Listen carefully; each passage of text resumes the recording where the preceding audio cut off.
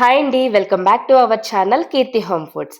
ఈరోజు ఇంటి నిండా మంచి స్మెల్‌తో, కమ్మని టేస్ట్‌తో ఉండే మా గోదావరోళ్ళు స్పెషల్‌గా చేసుకునే కోకోనట్ మిల్క్ రైస్. ఈ రైస్‌కి కారంగా మసాలా ఫ్లేవర్‌తో చేసుకునే చికెన్ కర్రీ కాంబినేషన్. అంటేనే నోరూరిపోతుంది కదండీ! మరి ఈ కోకోనట్ రైస్, చికెన్ కర్రీ చేసేసుకుందాం వచ్చేయండి. కుక్కర్‌లోకి 2 టేబుల్ స్పూన్ల నెయ్యి, 1 టేబుల్ స్పూన్ ఆయిల్ వేసుకొని, బిర్యానీ సరుకులన్నీ వేసుకొని కలుపుకోవాలండి.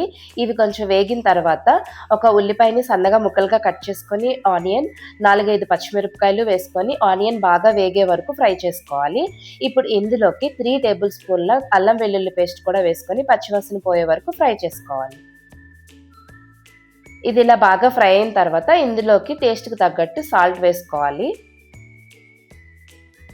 ఇది బాగా ఫ్రై అయిన తర్వాత ఇందులోకి కొంచెం కొత్తిమీర, కొంచెం పుదీనా, half table spoon garam masala కూడా వేసుకొని కలుపుకోవాలి. చేసుకోవడం చాలా సింపుల్ అండి. టేస్ట్ అయితే చాలా బావుంటుంది. ఇది బాగా ఫ్రై అయిన తర్వాత ఇందులోకి మనం ముందుగా నానబెట్టి పెట్టుకున్న రైస్‌ని వేసుకోవాలి. మీకు నచ్చితే బిర్యానీ రైస్‌తో కూడా చేసుకోవచ్చండి. కానీ నార్మల్ రైస్‌తో చేస్తేనే ఆ టేస్ట్ వస్తుందండి.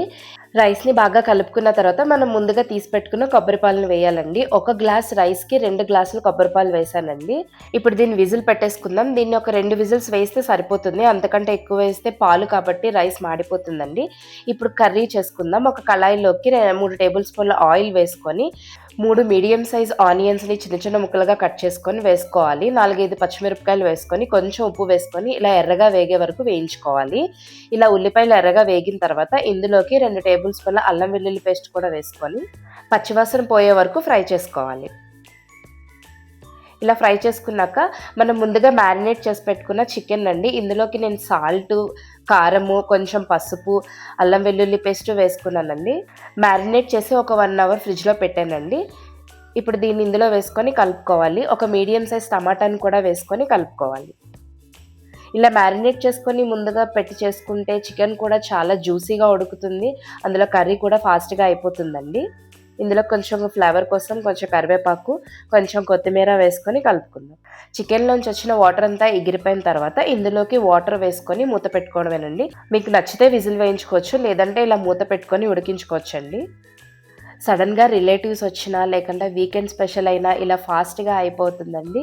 ఈజీగా chicken curry, coconut milk rice చేసేసుకోవచ్చు. కాంబినేషన్ అయితే చాలా బావుంటుందండి.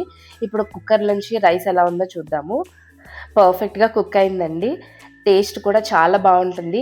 ఈ రెసిపీ మీకు నచ్చినట్టయితే ఒక లైక్ చేయండి. మీ ఫ్రెండ్స్ అండ్ ఫ్యామిలీస్‌కి షేర్ చేయండి.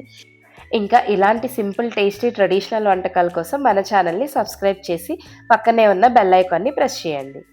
Thank you for watching.